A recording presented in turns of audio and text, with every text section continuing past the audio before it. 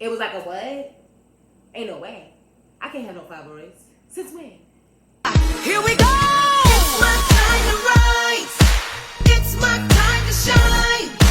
It's my time to live. Hey y'all, welcome back to, I know I'm not the only one, it's your girl Jade. As you can see, I'm representing Towson Tigers. No, I did not go to this school. But anyway, today is Sunday, so it's real chill. Been doing some laundry. You know, this weekend I was like cleaning up my house and all of the things. We would consider this spring cleaning, but it's fall. I lied, it's winter. So I was doing some winter cleaning. But I wanted to get on here and then just do a backstory a little bit regarding like the whole fibroids, how I found out, what about the journey thus far. So I went to, well, first of all, before I get into it, I just want to say, when I say God works, he works, okay? Sometimes you don't even understand how he be putting things in place, okay? So I normally get my like physicals and stuff like that done like in the beginning of the year, like the ending, early beginning of the year. And I remember I was trying to find the OBGYN that I went to last year. And when I say I couldn't find this lady's, their information for nothing. I'm looking at my phone, I'm like, okay, I didn't save their number because it was a new place I went to. I'm here trying to look at like statements in my insurance log, like, you know, when you go on the app and stuff like that. Couldn't find a name, couldn't find nothing. And I'm like, yo, where is this people? It shouldn't be that hard. And I think it was a good thing that I didn't find them, because I should have known I had big old fibroids growing, or fibroids growing period, before it got to this big age, okay? This big stage of its life. Anyway, I said, let me do some research and find like another OBGYN and call it a day. So I found another one, set up an appointment. First of all, their appointments was far in advance, honey, far. Months, I'm talking. I'm on the phone, when was this, like September, when I called. They were talking about December was the next available opening. And I'm like, why so far?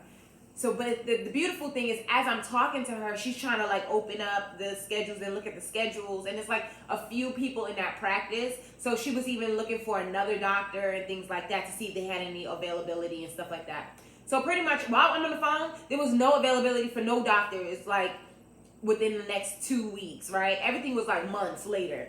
So I'm like, dang. And I'm complaining to her on the phone.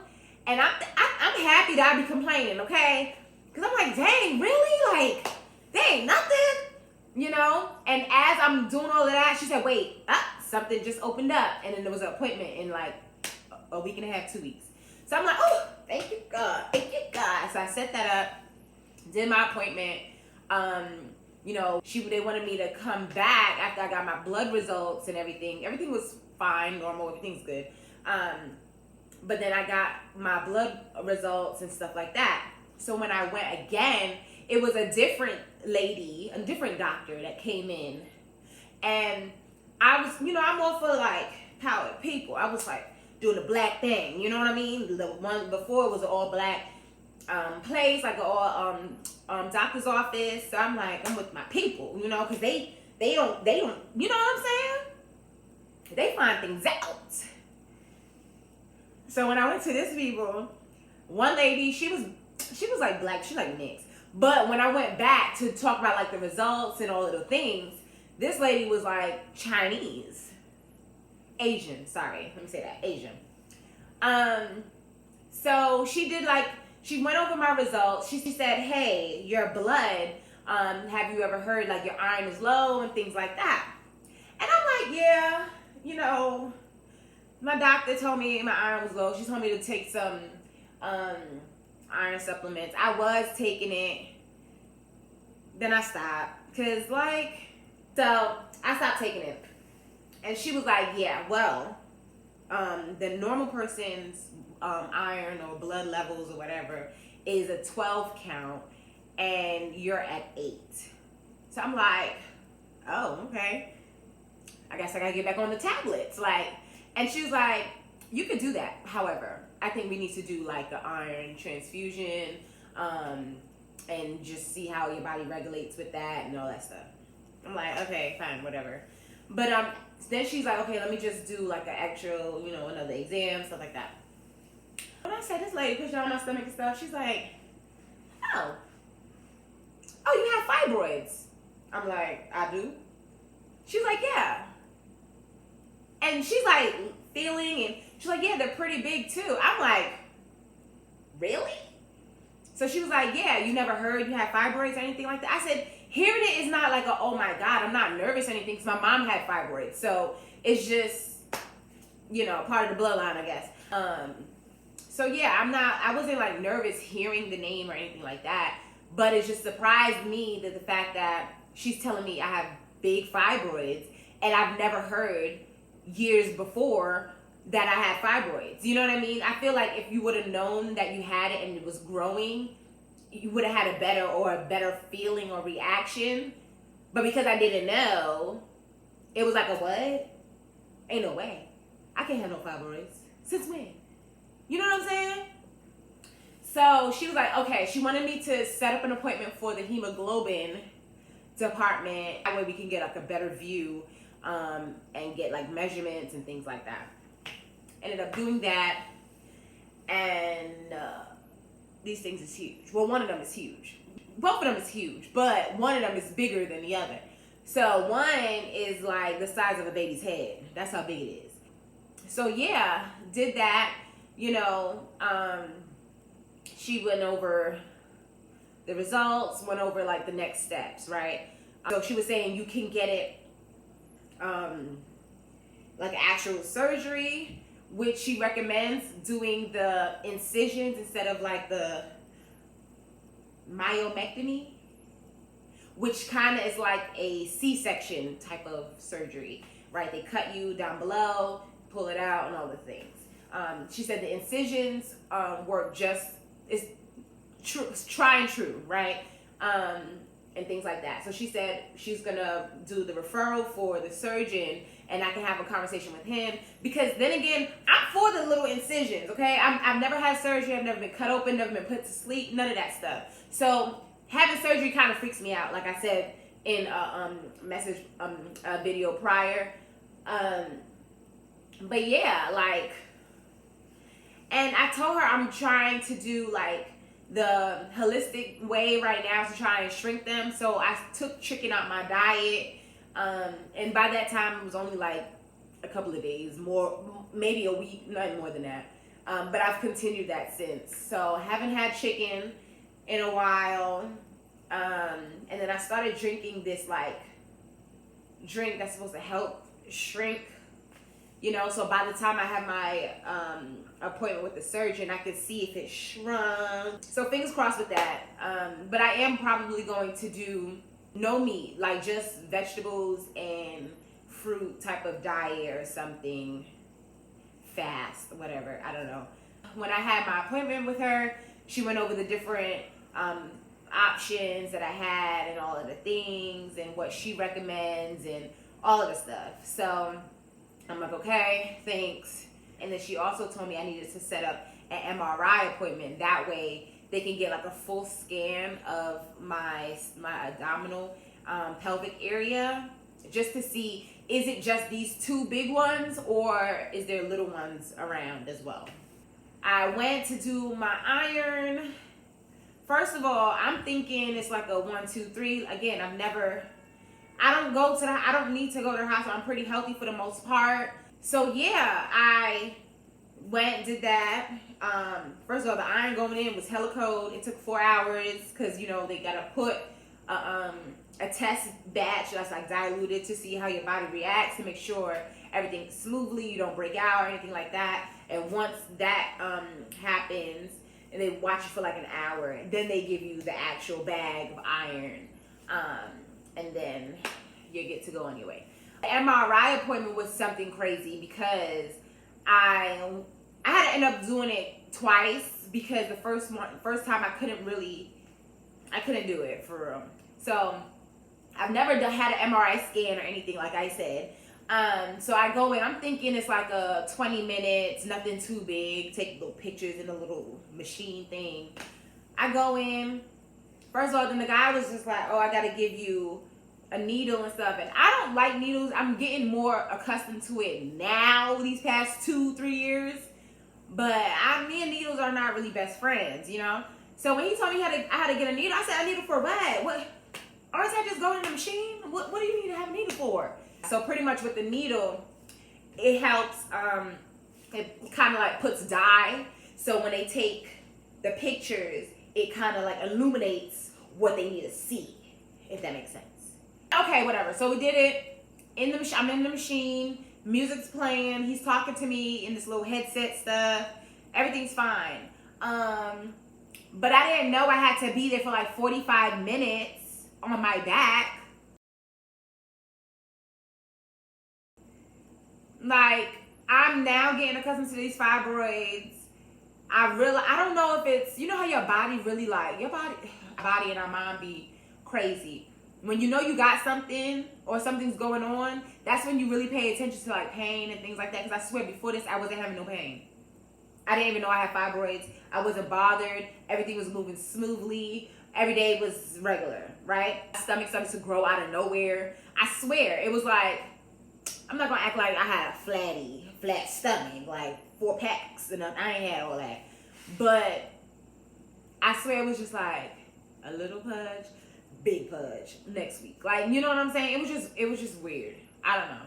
So, but I do know, like, laying on my back, it's uncomfortable after a little bit. So I always shift and stuff like that. So laying on my back, I'm thinking, okay, you know, it's a few minutes. It can't be that bad. So I'm in the little machine, and everything's going fine. I have my legs crossed, relaxing. I'm taking deep breaths. All the things. Then I started to get a little uncomfortable. Now I'm trying not to shift because you're supposed to stay still, because once you start moving, they can't take to the pictures and things like that. Yeah, y'all. After a while, I radioed this man like, how much longer? Because I've been in here for a good 15-20 minutes. He said, we're almost finished with this round or whatever, the photos and stuff. I'm like, he said, do you think you can handle? I said, all right, I'm going to try. I swear, 5 minutes go by. And I'm like, yeah, I can't do this. So I'm like, hey, yeah, I can't do this. You got to get me out of here. And then as I'm talking, I start feeling nauseous. I'm like, yeah, and hurry up. I'm starting to feel nauseous.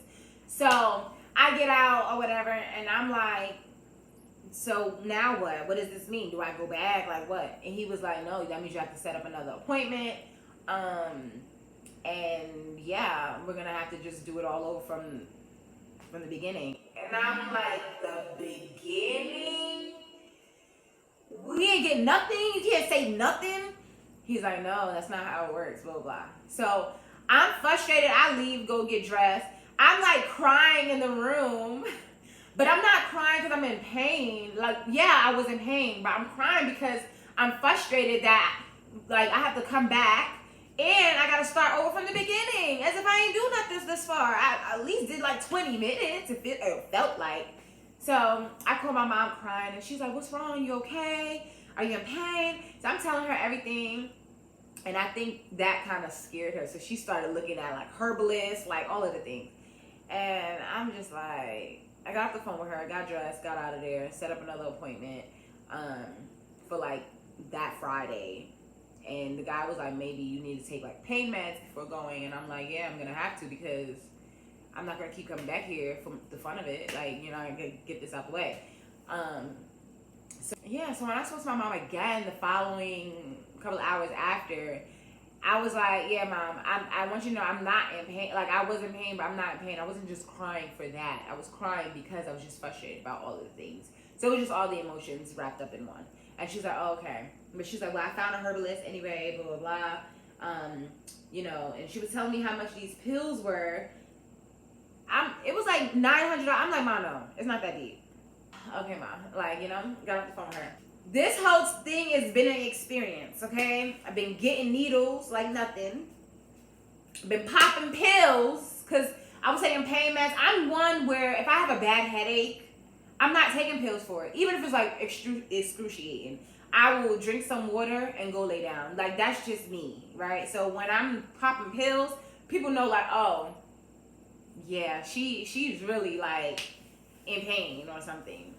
And that I was, okay?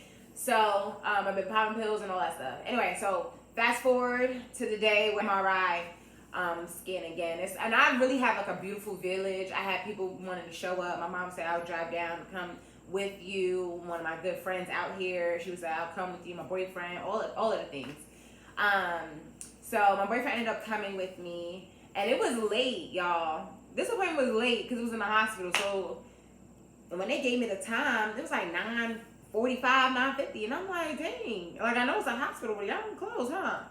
And the lady was like, no, girl, no, we don't. I'm like, sheesh. All right, see you then. Anyway, day went good. Popped my pills like an hour before, 45 minutes before, and as I was driving, everything was good. I was like, okay, it should set in. So I'm laying down. I was telling the lady, because the lady that walked me to the back was different. I didn't see her the first time I was there. So she said, hey, you know, have you ever had an MRI before, blah, blah, blah. I said, well, I was here a couple of days ago trying to do the MRI scan. She's like, well, do you know what room you were in? Because we may be able to pull some of the pictures and stuff like that from there so it can coincide with the ones we do today. We might not have to do a whole big, you know, scan or whatever. I was like, yeah, I was in that room. And I explained the technician who walked me in and all that stuff. She's like, oh, that's so-and-so. She went into the machine. She's like, yeah, but I don't see anything. So that means he didn't submit anything. I said, yeah, he told me that when I came today, I was going to have to start over from the beginning. I said, but, so she was asking me like what happened and everything. So I told her I was like in pain. It just was not it. She's like, okay, don't worry, I got you, girl. So she put me into like another machine that was like kind of bigger, where it wouldn't take as long as the first one. It cuts the time into like 20 minutes. So when she sat me down and stuff, she said, I'm going to put you in. It's going to do its own thing. About 17 to 18 minutes of like the pictures and stuff. And by the time you blink after that, you'll be out, okay? So I'm like, okay. She's like, don't worry. And she tried to make me as comfortable as possible. She said, what do you want to listen to? So I had like a little R&B popping in there. You know what I mean? The other guy, he ain't asked me what music I wanted to listen to. I was listening to like elevator music. Anyway, but yeah, and she's right. And it's so crazy. As soon as like the pain started to like kick in, I was coming out. And I was like, whoo, because boy, couldn't take it any much longer, okay? So they got me out. So what's next? I do have the surgeon appointment coming up, and I have to go back for another bag of iron in like a week or so. So yeah, that's like my backstory of what happened thus far with this whole fibroid journey. And what people don't talk about, you can have insurance, but the co-pays and all of this stuff adds up. And sometimes I feel like you pay a little copay and then you get stuff in the mail talking about you owe $10, $15, and it's not a lot, and it's not the point. It's a point of when I'm there, I paid something. So why am I paying additional? You know what I'm saying? And then to get an MRI, I don't know if anybody know, it's expensive. Yeah, your insurance covers a big portion of it, but I had to pay $400. I was calling my dad, and I was just frustrated. I'm like, yeah, you gotta pay $400. Like, what's the point of insurance? I'm paying out of my check, and I still gotta pay extra stuff outside of the regular co-pays. It's ridiculous. Like, what's the point? Anyway, I'm like, yeah, $400, So I'm complaining to him. He's like, it's all right. You'll be fine. You'll be all right. Don't worry about it. And I'm like, I know I'm going to be fine. And like, okay, I'm not mad. It's not the fact that I have to find and penny pinch to get $400. It's the fact that I have to get my money and spend it. You know what I'm saying? So, but my dad, the next day he sent me the money. I'm just like, oh, he's so sweet. Gotta complain more often. Anyway, so yeah, the next, video will probably be doing a little grocery shopping, because I told you I want to do this whole fast of fruits and veggies, start working out, things like that. I need to work out, period, because stepping on the scale is just like ugh. And I've been saying that for a minute anyway. But yeah.